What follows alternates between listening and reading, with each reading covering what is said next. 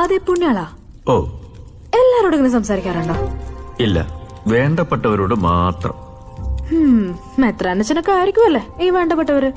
എടി നീ കൊള്ളാലോ ആള്. അതെ പുണ്യാളാ, ഇവിടെ വേറെ ആരോടെങ്കിലും സംസാരിക്കാറുണ്ടോ? ഇവിടെ ഇല്ല. കുറെ നാളുകൾക്ക് മുമ്പ് ഫ്രാൻസിലുള്ള ഒരു ഡയാന, പിന്നെ പാതുവയിലെ പീറ്റർ, അങ്ങനെ കുറച്ചു പേരൊക്കെ ഉണ്ട്. അപ്പൊ എന്നോട് സംസാരിക്കുന്നതോ? നിന്റെ വിഷമം പറച്ചിലും അവതാപറച്ചിലും കേട്ടപ്പോ എനിക്കൊരു സങ്കടം, അതുകൊണ്ട്. അതിന് ഞാൻ ഉറക്കുകയല്ലോ പറഞ്ഞത്. നീ മനസ്സിൽ വിചാരിച്ചില്ലേ, അത് മതി.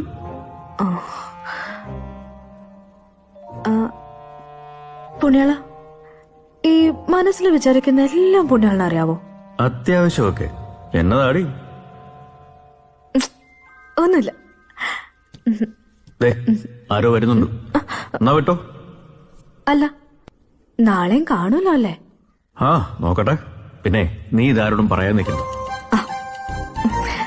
ഓക്കെ, എന്നാ പോയിട്ട് വരാവേ.